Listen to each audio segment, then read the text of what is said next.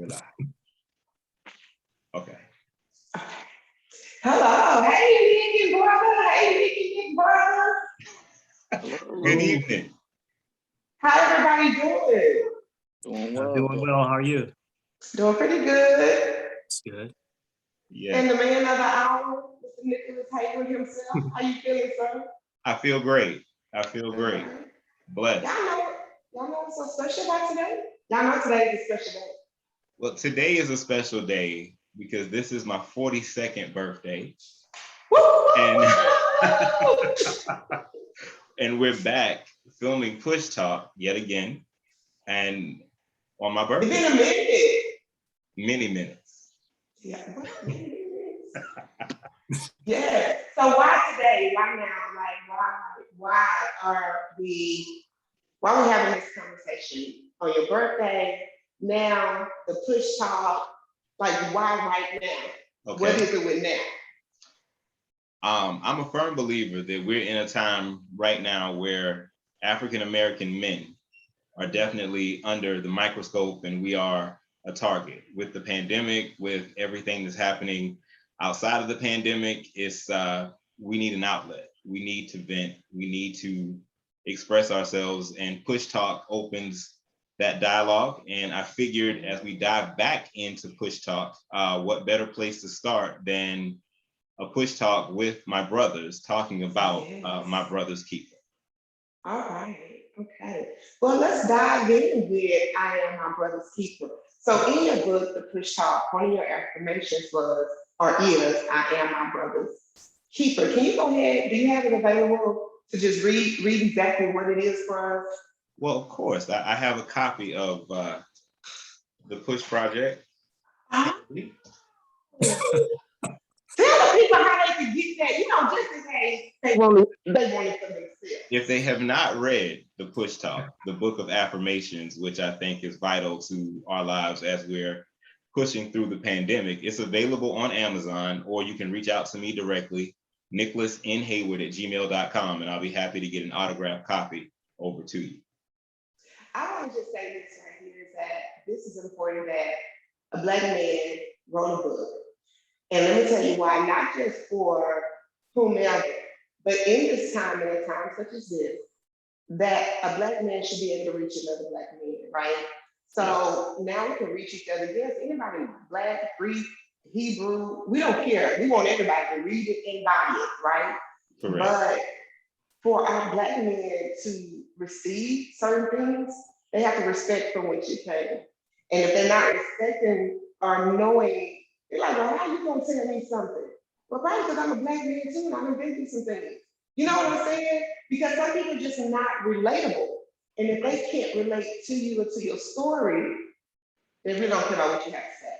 That's so I think that is important with this book. I hope it, and a lot of times it allows men to be vulnerable.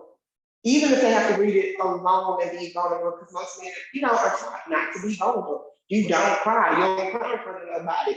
Daddy gonna hit you in your chest and your chest not cry. Oh, but you better not cry. So this gives you that opportunity that read it on your own time, read it in your own space, and deal with whatever comes up for you. So, hats off to you. All right, thank you. Thank you. Yes. So let's get into my brother's keeper. All right.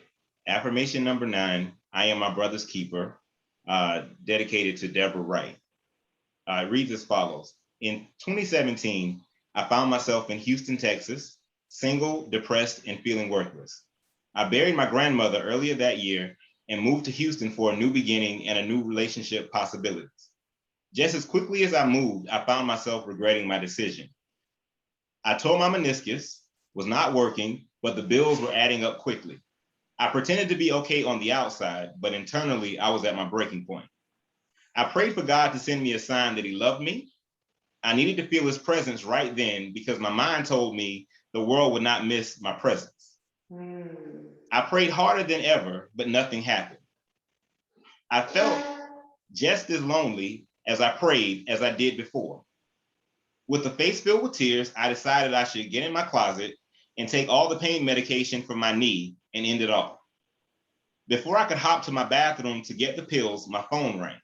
Deborah, my cousin, called me out of the blue just to chat. She told me that she was concerned about my well-being.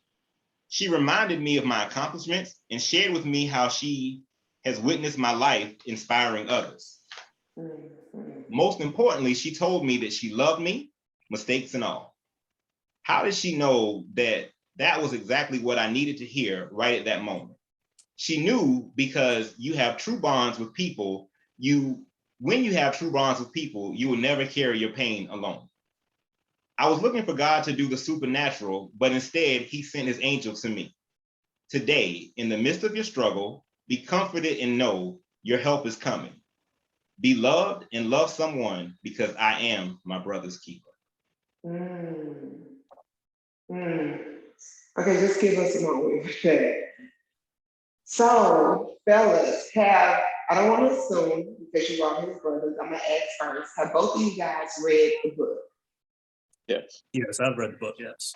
Okay, when you read that and you knew your brother was in that space, and I saw with you, Casey, how did that resonate with you? Or how did it make you feel? Although it's hindsight, you feel like I could have done this as my brother, or I wish I had known, or I could have done something different. Just let me know, like, when you read that part, what came up for you?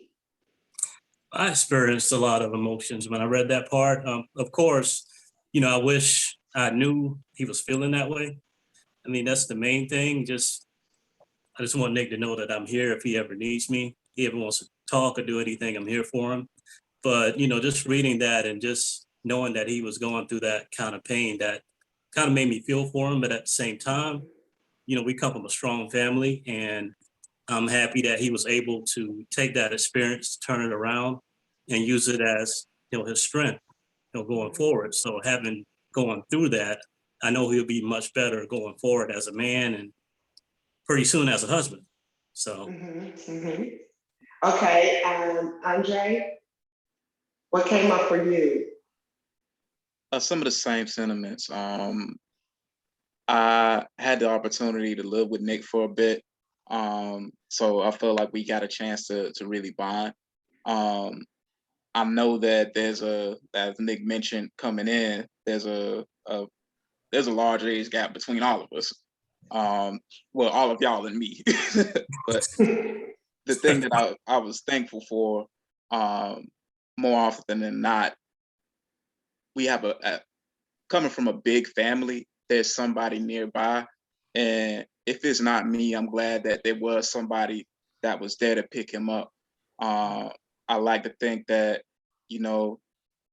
I'm just one phone call away, no matter if it's 3 o'clock in the morning or if it's 3 o'clock in the afternoon, I'm there. But if I can't be there, I'm glad that I have a family and a support network that can't be.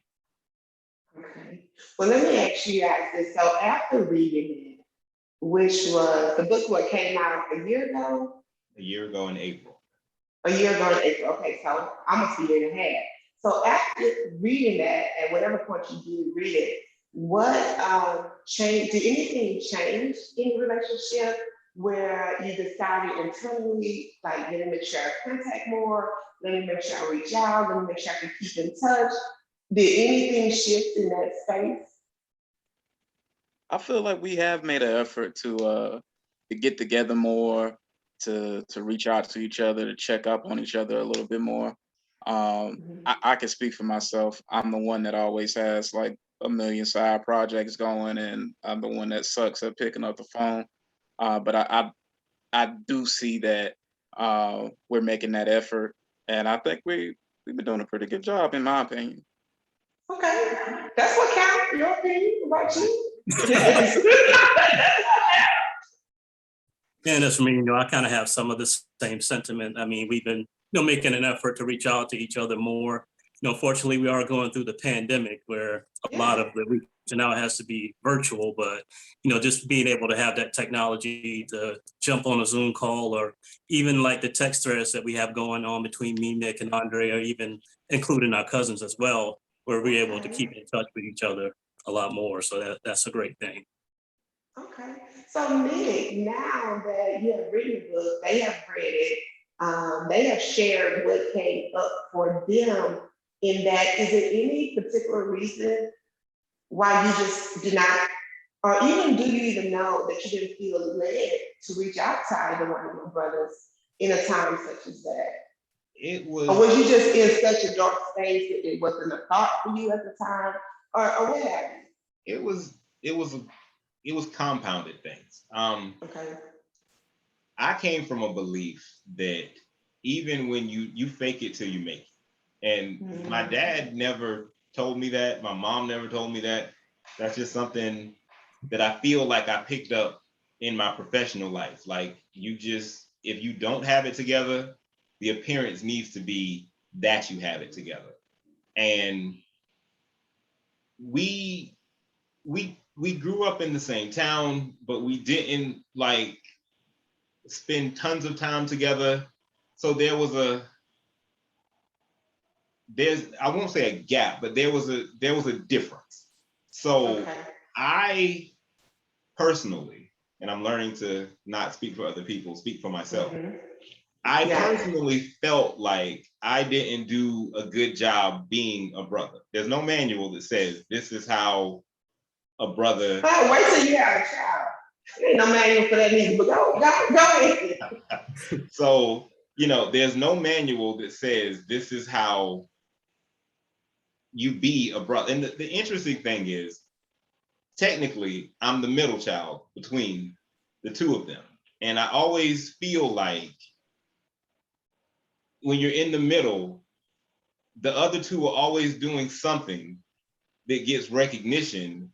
And I haven't done the things that Casey's doing yet, and I've done the things that Andre is doing a long time ago. So, hey, here am I, and no one, and this is all just me. This is all just internal. So I'm carrying these things from childhood into my adult life. And then in 2017, then, when this was written, like everything was falling apart. I'm in a new city.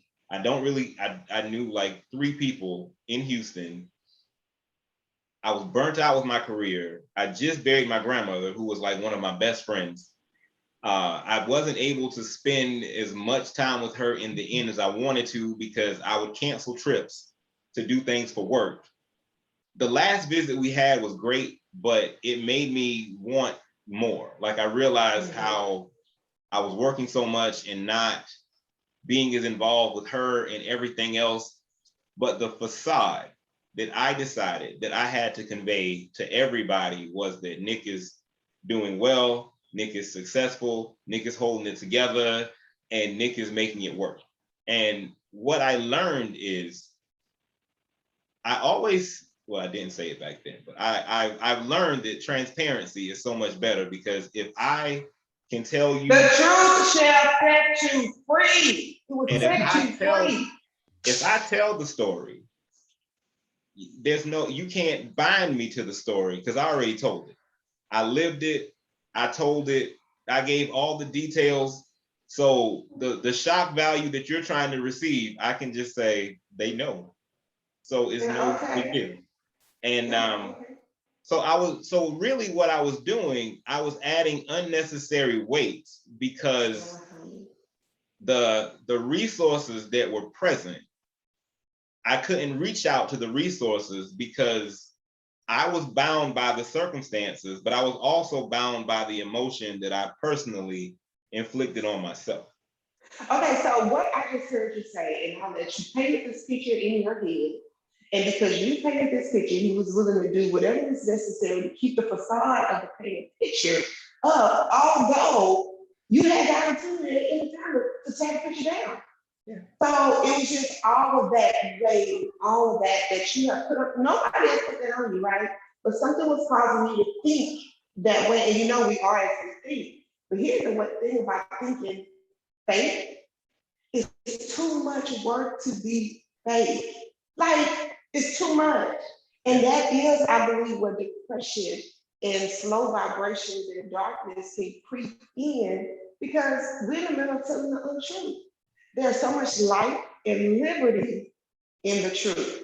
So for you to have come full circle I'm glad you guys now, like Casey was saying, you know, it's amongst COVID and you can't physically be there, but keeping up the text thread, hearing each other's voice from time to time, being present in the best you can in this kind of circumstance, Right.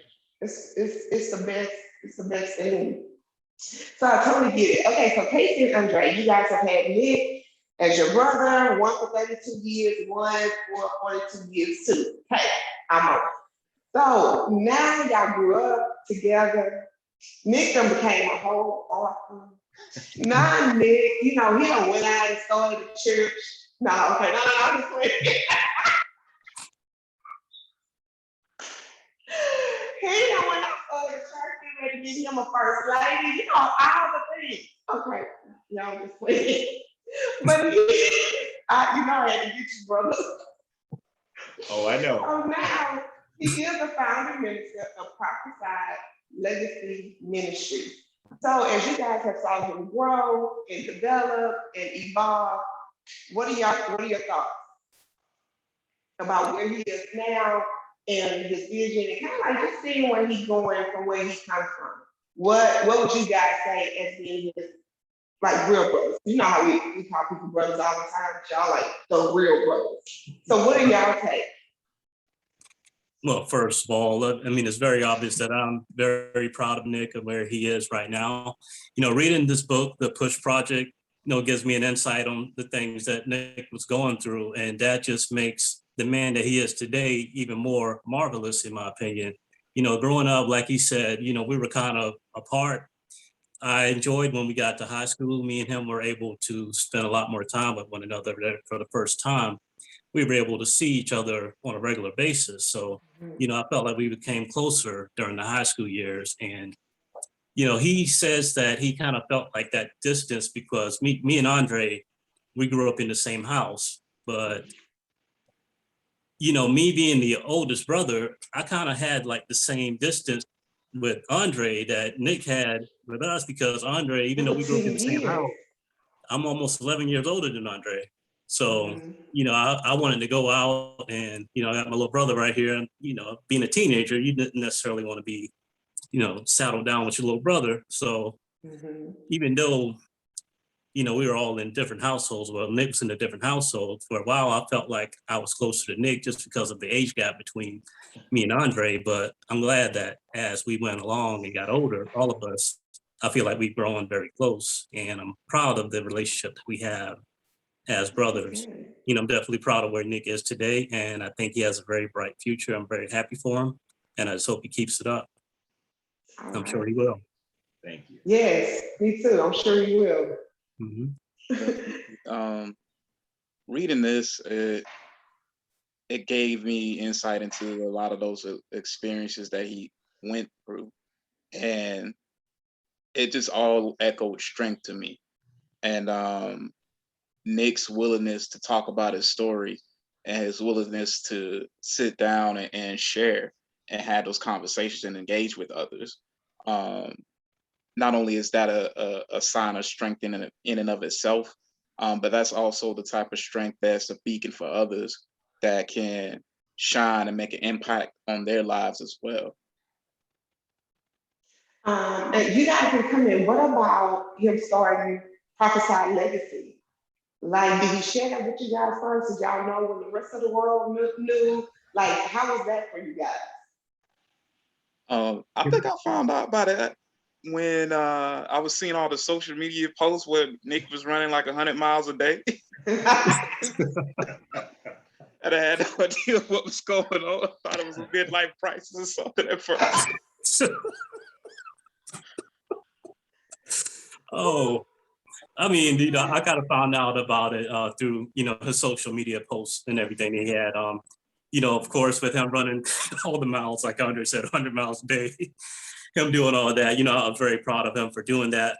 For one thing, he's doing it for a great cause. And for another thing, just being able to stay in shape, you know, running is great exercise. And unfortunately, I'm going through a little situation right now where I broke my arm a couple months ago. And you know, I'm in recovery mode right now, but, you know, I could look to my brother as a symbol of strength and see what, you know, what I need to do to get back to where I need to be.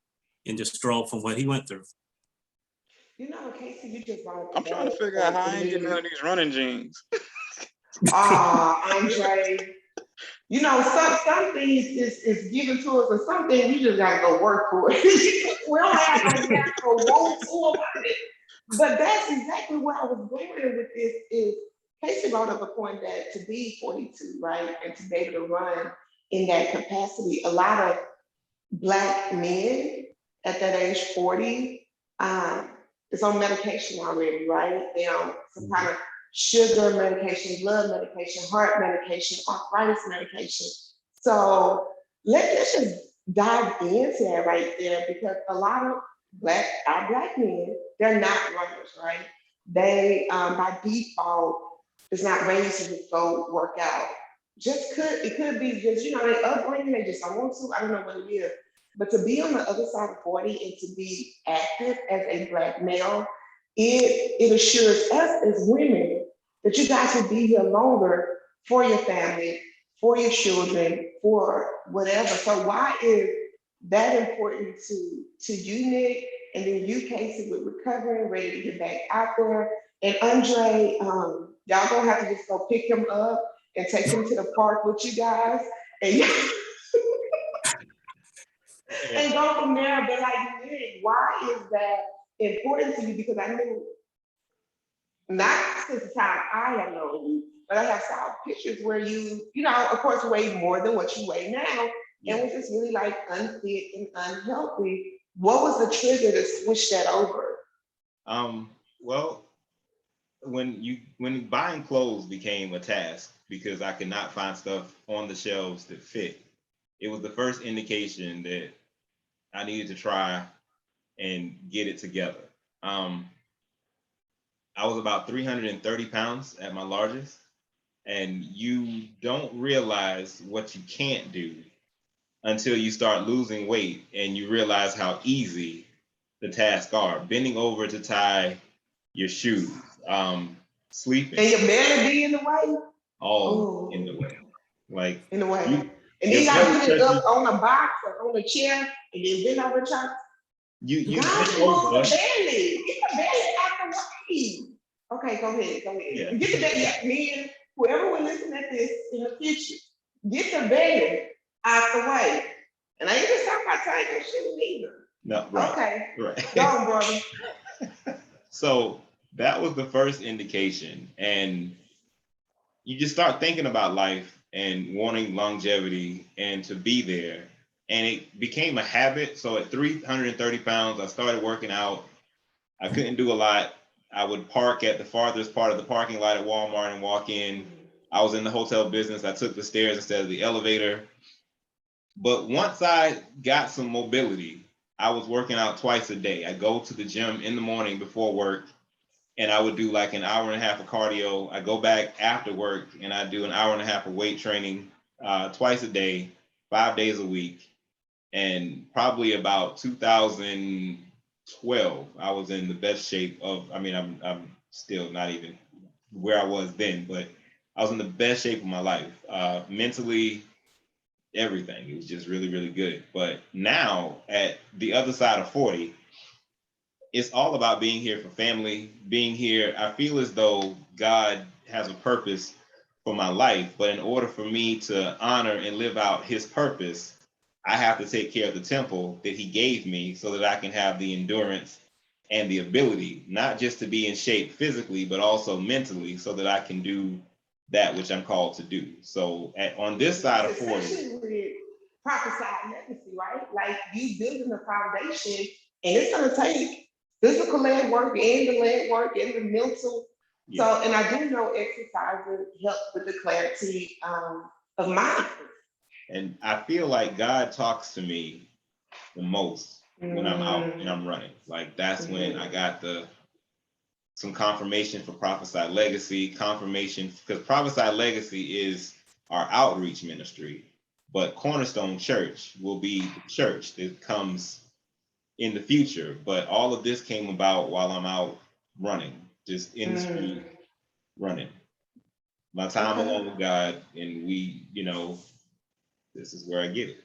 So Casey, how important is it to you being fit and healthy and whole? Well, and you should know before Casey answers that. They say that I'm running, but Casey was riding like 70 miles on a bike in a day. And I was probably running 13 miles some days, but he was riding a bike Wow. 70 miles Wow. at like 20 some miles an hour. I can assure you I never got that fast on my feet. That's all I'm saying. Okay. No, So but I'm just not the one with these genes of our ancestors from no. no, but let's see, just kind of piggybacking off what Nick said about being out exercising and kind of feeling that peace. I definitely feel the same thing when I'm out exercising. It's like being in a different world when you go out there. So I've been able to go to the gym and work on the stationary bike and things like that. But to be honest, it's not really the same once you've been It's out not there. the But same.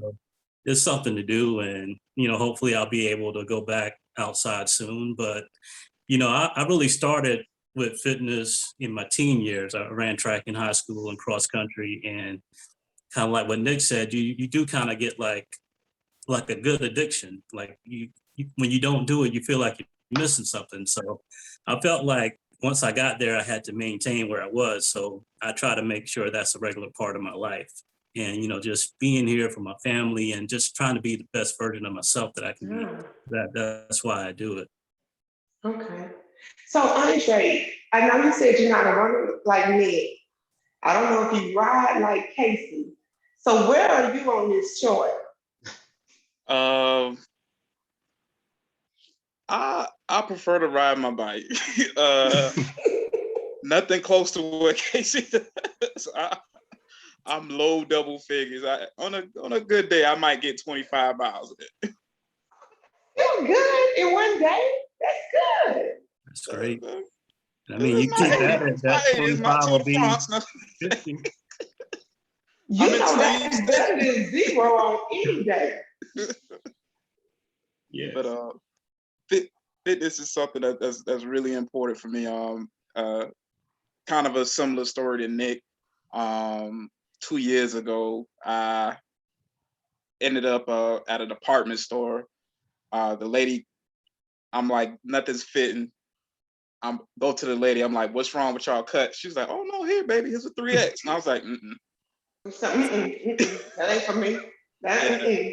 And then shortly thereafter, I went to the doctor. They diagnosed me with diabetes at the time. And the doctor had basically told me, she was like, yeah, you're going to end up on insulin. You're going to end up on this. You may end up needing dialysis in a few years. And I said, no, that's not, I don't know who that's going to be, but it's not going to be me. And I resolved to get the weight off. After about 6 months later, I dropped about 50, 60 pounds, and I had driven the diabetes into remission.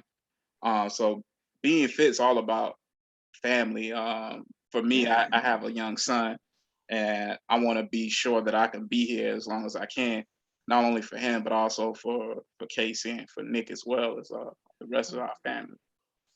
I think it's absolutely important, if the Lord do give us 70 plus years, right?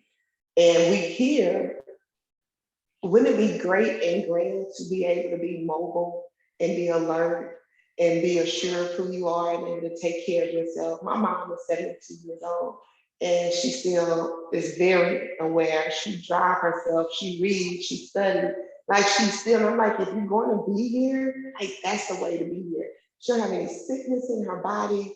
She don't, she moves a little bit slower, or whatever, but she's doing it all on her own. So that encouraged me, and I'm hoping that when you do release this, Nick, that our men, when they hear it, that they will be inspired to start taking care. And even if you're really big and like you said, you couldn't move like you wanted to in the beginning, it then becomes about your nutritional intake, right? And Yeah. you get the balance. Like you say, just park at the other end of Target and Walmart and walk. Because you want to get that food. So go and walk and go get the food. But anyway, okay, so yeah, Nick is on the brink of doing another little thing. I'm so excited. I'm so excited. So Nick is on the brink of doing another new thing with his divine partner that he has waited for to this season. So what are you guys' thoughts? Do you think it's going to be new challenges in the relationship now that he's getting ready to become one, getting ready to get married? Do you think, like, what do you guys think? Is it going to be challenging? Is it going to be fun? Do you guys welcome her in? Do y'all see the difference in Nick before Susie, during Susie? Like, what do you guys got? Oh, Oh, go ahead, Andre. The biggest thing I can say is I'm glad that Nick and Sudi met each other. The biggest thing I see is that when they are together, I don't know Sudi personally before she met Nick, but he lights up like a Christmas tree. And they're so vibrant together, and they're truly happy. And that I'm just happy that they found each other and that they made a decision to forge a life together. I don't think it's going to be any challenges or anything like that. I'm just happy for both of them and to see what comes next. Exactly. And personally, I don't think there are going to be any challenges with the relationship either. I'm very happy that Nick and Sudi met one another, and she seems to be really good for him. I too notice how happy he is when Sudi is around. So I kind of see him and Sudi meeting and getting married as his happiness kind of becoming full circle from being down to the point where he was when I was reading this book to where he is now and where he's about to be in a couple months. You know, I just see it coming full circle. I'm very happy. I see our relationship changing for the better. But one, we're going to be gaining a sister-in-law, and you know, Nick, I don't want to put this on you, but if you're going to have some little ones, you know, that's going to be part of the equation coming up. So, you know, if that happens, I'll be happy to meet my future nephews and nieces. Yeah. Okay. I would like to say, and Nick, I want you to kind of like answer too, that as a friend and watching Nick, because we don't talk as much as we used to, that what do you guys think about the move? Like ever since he has moved from Houston to where he is, it's like a different pep in his step. I don't know if you guys see it. He has a different kind of energy about himself. He seemed light to me and not heavy, and not in weight, just in his presence. He seemed much lighter to me. Do you guys see that? Like the move from Houston to there? Definitely, we see it, and that's funny that you said that because one of our family members brought this up just a couple months ago. Like they just noticed how happy Nick is, and they said he kind of had like an extra pep in his step. I'm very happy that he was able to move to Charleston to be so close to home. So, you know, I'm really looking forward to when this pandemic is over and we're all able to get back together the way that we used to in big crowds and just being so close to one another. So I'm looking forward to that. Okay. So Nick, what was it from Houston to Charleston? Yeah, Somerville specifically, but the Charleston area. Yeah, okay. Well, the plan wasn't to come back to South Carolina. I told everybody a long time ago what I'm not gonna do. South Carolina. Sure you did. Yeah, like specifically, like what I'm not gonna do ever in life is come back because there's nothing there. You might do a whole lot of other things, but it was not coming back there. Ever. Got it. So, and the funny thing, 2 years ago, yesterday, I flew into Charleston to celebrate my 40th birthday. And I'd been in Houston 4 years, come home a couple times. But driving in the low country, seeing the trees with the moss, smelling the low country air, I kind of said briefly, like, I miss it. Not enough to come back, but it's cool. And Yeah. my friend Spencer was there. He had never been to the Low Country. So I was like, let me show you life in the Low Country. But it felt different. You know, I didn't know what it was at that time, but it literally felt, I was happier to come home than, not about the party, not about my birthday. It was just something about being home that felt really About coming good. home. So fast forward 2 years later, opportunities, Sudi and I are looking at homes in Houston, and things just keep falling through on houses, on work situations. And on New Year's Eve, we went to a service, and the pastor prophesied that great things were coming and change was on the way. Our cousin was like, you're about to get some job opportunities, and you're gonna have so many job opportunities you can choose and refuse. And I was kind of like, yeah, nice. Yeah, you know, whatever.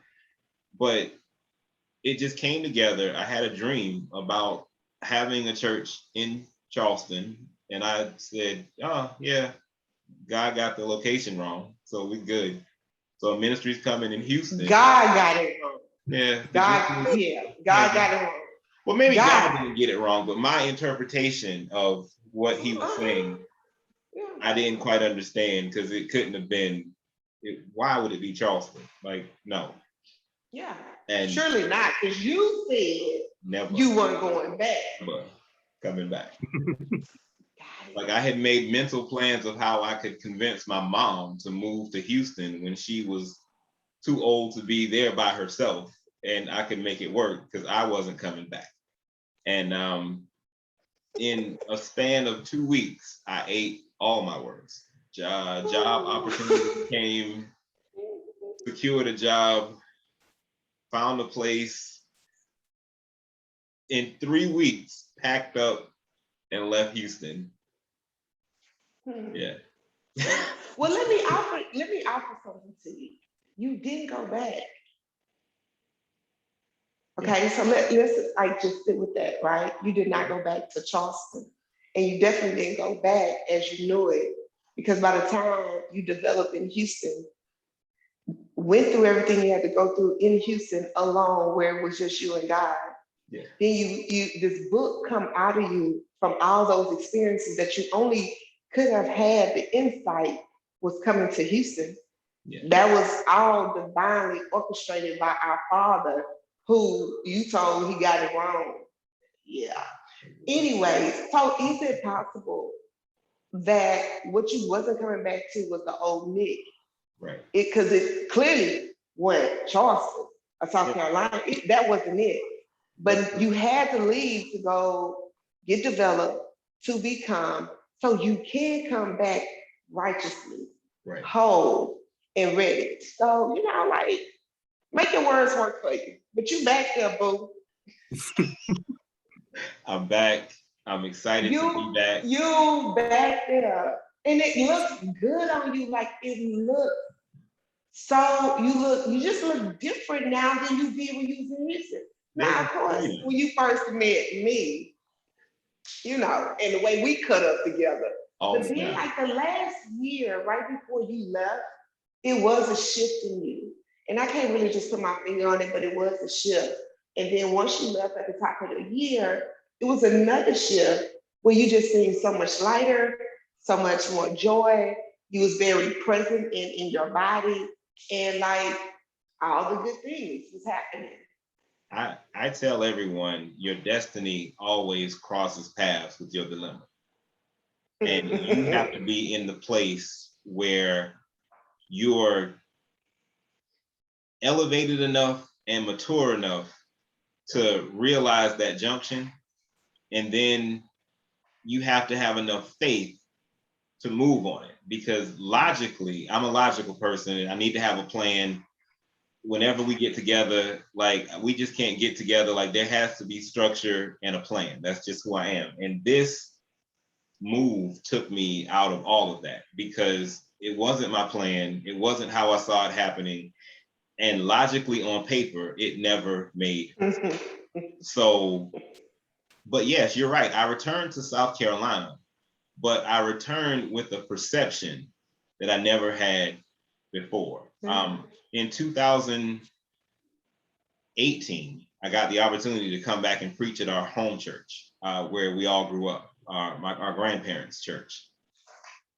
Never did I think that would be, it just, no. Yeah. But the message was redemption came to the red light district. And it was all about, don't let people convince you that you are your story, as in the past and what people choose to remember about you. Always remember that you are your testimony. You are the things that you've overcome. So you're not bound to the past because you're a new person. And I had to take the journey to come back home because the blessing and the growth that I had in Houston was becoming stagnant because that wasn't the place for the gift to operate. And it took, because I wasn't going to do it on my own will. So it took meeting Sudi, it took growing in Christ, it took growing in faith and being in a place where with the growth in my faith could line up with God's favor to bring me back here. 6 months, almost 6 months to the date. I've had 2 promotions at my job. A job where technically you should be in your role 6 months before advancement is even an opportunity. And I've gone from the hospital side to the university side. I've new territory, but rules being bent, but it's all God's favor. And every situation is something that I can't wrap my head around, but I'm learning that I'm not supposed to be able. Just the other day, I was frustrated with life and everything that was happening and all the storms that were going on. But as I prayed, God said to me, when you're in the storm, you're too busy focusing on the storm. But if you look for me, you'll find the peace. Don't focus on the storm. Find me and find the peace. So I'm accepting that there's always going to be the off the wall thing that my logic says you were crazy for going to South Carolina. But if I hold out and I look for God and the peace, I realize that the storm wasn't to disrupt this life, but the storm was to direct my focus to the peace, which was the blessing in the middle of the situation. Absolutely. In church folks will say new levels, new devils, but it's not even about new levels, new devils. It's just opposition. In order to win at anything, you got to have an opponent, right? It has to be opposition there. Or how you win it? Like, who told you won? Like, or whatever that is. But I think when we're on the brink of really moving in our divine purpose and we're on our divine mission, opposition come because when we operate in that space of why we here, why God sent us to earth, we're like Jesus. We're not from here, right? We would sit here on an assignment, and when we finish our assignment, it's going to be time for us to go back home. So when we start working in that assignment and we're aligned and attuned with God, all those oppositions come, and it's just getting in the eye of that storm, getting at Jesus' feet, and trusting the process. Once you have done all you can do is, trust God, trust the process. And you can have peace because if it was something else you could do, you would have already done it. Yeah, you would have already done it. Okay, so guys, before we get ready to wrap up, as Black men, I love talking to y'all. Like, I'm telling you, Black men's voice need to be magnified. And whenever my brother asks me to do a push talk, I am always on board because we do not hear you guys' voice enough in our community. And when I said not the pastors over the pulpit, no, I'm talking about brothers that are raising their children, brothers that are taking care of their home, they are leading in their household, they are helping other young men that is kind of misdirected, just genuinely being there. And I just believe you guys' voice should be amplified, not just to our community, but to the world so they can see you guys the way we see you with love and respect and honor. And I just want to take out this opportunity to say that I love you guys. I don't even know you, but I love you. I honor you and I respect you for being the man that God has called you out to be. Whoever that is, thank you, thank you, thank you for showing up. Thank you for being there for our children. Thank you for being there for your wives and your family.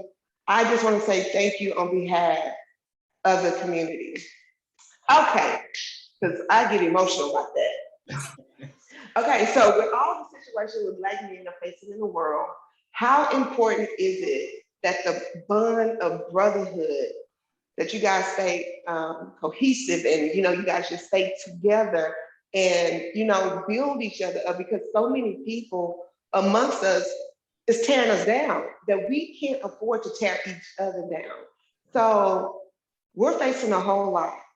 Not that we haven't faced a whole lot before, but with America is running rampant, and I think the more freedom you have and you don't have discipline, it's dangerous to have that much freedom and you don't discipline yourself. So with everything going on, what all you guys are facing, how important is the bond of brotherhood to you? I think the bond of brotherhood today is more important than ever, just because of all the things that are going on in the world. And, as you said, there's just a lot going on that people tearing one another down. And with the technology that we have, like today we're on a Zoom call, technology is a blessing, but it can also be a curse. And, in the country that we're in, we have all this freedom, but as you can see with the pandemic, some people, I feel like they just don't know how to handle that freedom to the point where they do things that, I hate to use the word, but are stupid. So I think today, brotherhood and just being together overall is very important, just because there are so many different angles that the enemy can use to tear us down. So we have to come together in defense of the overall good of our people and everyone. Okay, well, Casey, before we move on, if you had to tell, like you were speaking to a panel of 20 young adults, maybe in their 20s or 18 to 25, what would you tell them on how the one thing or maybe the one or two things they can do to impact their community by just showing up? Like however it is, I don't know, like what would you tell them? They 18 to 25, you got a sea full of Black young adults. What would be your advice to them? I would tell them to, we have to stick together as people, not only as young people, but people overall. But now I would advise them to be kind to one another. They're going to see things in those years that are going to be very hard for them to go through. And that kindness, even the smallest act of kindness, can give people the strength to get through, what they're going through. So that would be my main advice to them, to be kind to one another and just to be there for one another, share the information that they have to lift one another up for the overall good of the people. Okay, that is good, to be kind. I think people take kindness as like it's no longer a thing. It's all about Right. me, get out of my way. I got to do this. I got to get through the line. I got to be the first one at the red light. Like kindness is so far on the back burner. So Andre, how important is unity amongst Black men and the bond of brotherhood? Like how important is that to you in making sure that you guys stay together? I feel it's extremely important. And I think maybe this is also shaped by me being the youngest of us three. But for me, a lot of it ties into humility and learning from those around us who've gone certain places that we're aspiring to go, to be able to lift up each other and learn from one another. Because a lot of it really simply is, if you have the humility to sit down, learn, and engage others, I feel that we can get to everybody can get to where they want to go at the end of the day. Okay. So even at 32 and being a young man and a father, what would you tell the younger Black men coming up between 16 and 24, trying to find their way, peer pressure is there. The other guys doing this, they got a car, I don't have a car. Like, what would you advise them? Um, the power of the mind is something that can't be overestimated. Can't be underestimated.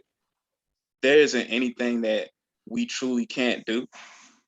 And a lot of times, the first step to accomplishing whatever dreams and endeavors that we have simply starts with the belief that we can.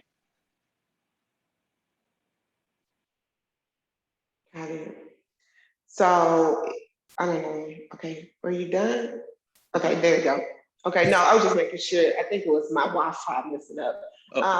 So I think the last I heard is that you will convey over to them that the power of the mind is where it is. And if you believe you can do it, then it is so. It is done. Yes, ma'am. And Casey, you're saying that you will remind them to be kind to each other. Yes, be kind to one another and follow their dreams and be each other's support system. And that kind of ties into kindness overall as well. Yes, I am my brother's keeper. And I believe that we can teach that teach them to them at a young age where it's like natural to be my brother keeper. When you go to school, you live on the same street, then they can grow up and that will also be natural to them. It's such division in our community that it's going to take ongoing conversations just like this within our families, at the family reunions, to bring us here. So Nick, Yes. gonna wrap this up for us. So you are here, you have started Prophesied Legacy. You have written a book that affirm all the things that you have experienced. So now you have that experience.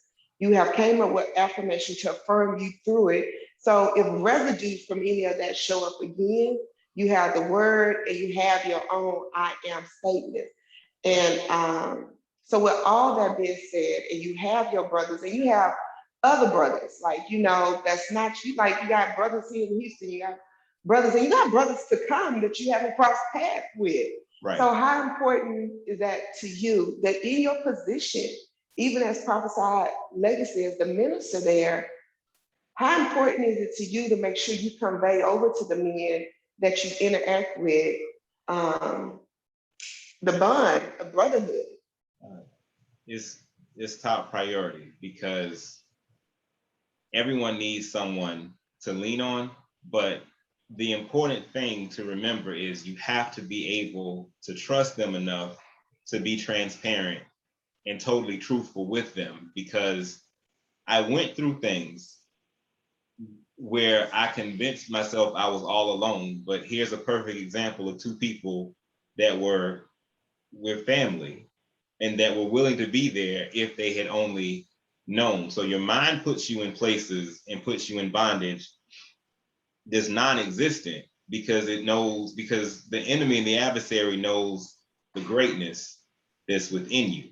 And so we've got to be transparent. We've got to be able to trust, but we also have to remember to honor our elders, because there are things that the elders, while technology is not their thing, there's levels of faith and there's levels of togetherness and levels of community and communication that they can help us instill in one another that will help us overcome some of our own struggles. Mm-hmm. So honor the elders, take their advice, listen, share their stories, never let their story die, never let their story end, because we are our brother's keeper. And the more we can understand one another and know that we're there for one another, the stronger we become as a community and the stronger we become as individuals. And when I wrote the affirmation and I thought of looking back at it and I see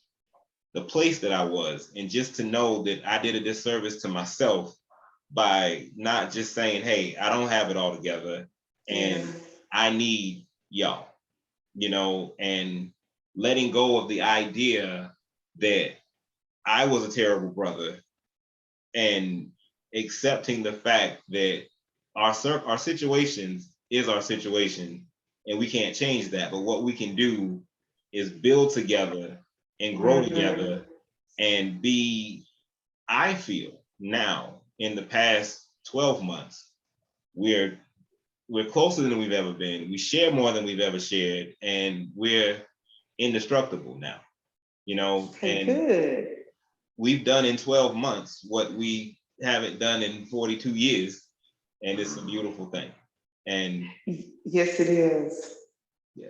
Yes, it is. That's why I was telling you guys, I really do applaud you.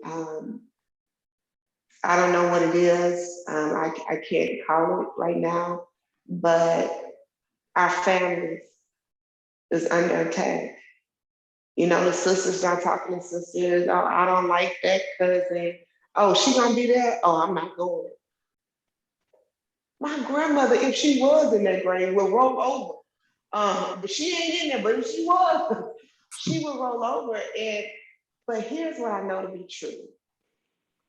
If each one of you was to commit to just continuing to lead in the manner, it would impact the next generation. You know, our Black men are necessary. Like they are necessary for our community to thrive. To thrive, like yes, it's a lot of smart women out there. We are smart. We are intelligent. We can run a household. We can do all the things. But do we want to do it all by ourselves? No, no, we don't. Some of us had to default into that. But I'm telling you, there's a lot of women out here ready to pass the baton. They is ready to pass the baton and let our men take the lead. But we got to trust you to give you that baton. We got to know that this is what it is. So this is so good. And like, we might have to do a whole nother panel just about Black men in the community. Like, I'm not even playing. We might have to do a push talk about Black men in the community and how to lead the women that you guys think is not leadable. You can lead us. You can lead us. Anyway, thank you, Andre. Thank you, Cassie. Thank you guys for joining Nick and I on here. We just thought it was very fitting. It's his birthday. He getting ready to do a new thing. Like he done did a whole lot of new things this year, huh, brother? It's been a year of new things. It has been a year of new things. Yeah. Why? Because all things have passed away. Right. They back there. Behold, all things have become brand new for my brother. Brand new. Man, I love you to life. I wish you more joy, happiness, love, peace, and just thrive in all the things your heart has said to do.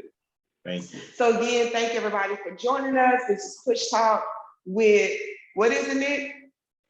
What's our affirmation for this week? Affirmation 9, I am my brother's keeper. And where can they get the book? On Amazon, or reach out to me directly, nicholasnhayward@gmail.com. All right. Thank you, guys. Thanks for having me so much. Thank you. All right.